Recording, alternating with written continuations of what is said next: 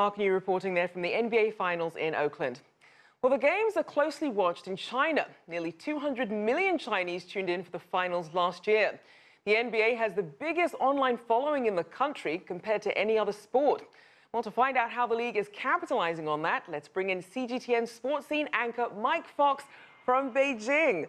So, Mike, tell us about the size and the interest the NBA in China is having over the years. Well, it's massive.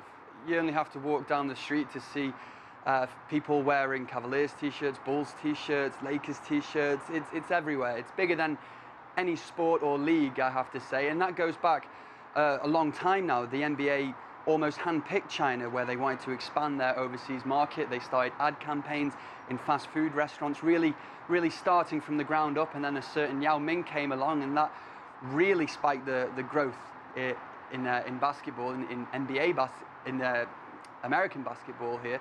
So it's been a huge market for a number of years now. I think when you look at other popular leagues around the world, take the Premier League for example, I think it's fair to say that that has a more global appeal. So they have to spread their impetus a bit more fairly. The NBA's biggest overseas market is in China. They haven't got that global popularity. I'm not saying it's not popular around the world, but they haven't got that same global popularity. So that's given them more of a license to concentrate on China with marketing and social media and you know, as you were just talking about on your program, streaming, basketball schools and things like that, and it's only going to get bigger.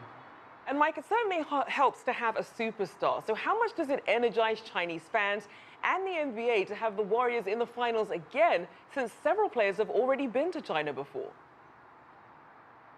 Well, it always helps if you're going to make the effort to come over here, whether that's on a commercial tour, on a pre-season game, or just straight up for a visit.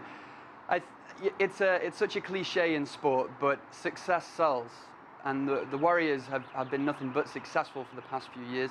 And this fourth trip to the final in 3 years, going for their third in a row. It's easy to get behind a winner. They're not particularly they haven't been around for a long time, so they're still I think in overseas there's an element of the unknown about them.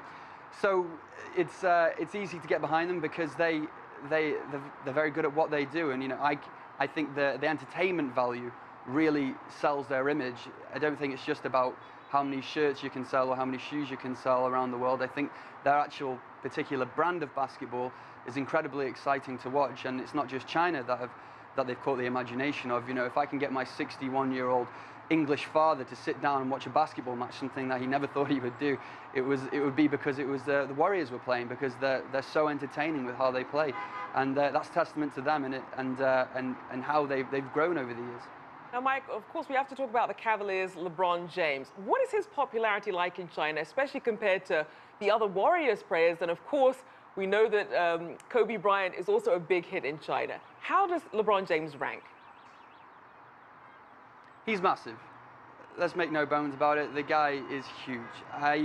He's been here more than 10 times on commercial visits, and I think what sells his image is that he has a very humble personality. You know, he comes across as very honest in the way that he talks in press conferences, and I think Chinese people can relate to that. He's a very humble human being, and he's also consistent. He's been at the focal point of the NBA in how they've been, you know, his Cavaliers team have been growing. And last time he went to the finals, Instagram didn't exist. You know, that's how long it's been since he hasn't been at the center of attention. Well, certainly a lot has changed. Thank you so much, as always, CGTN sports scene anchor there, Mike Fox.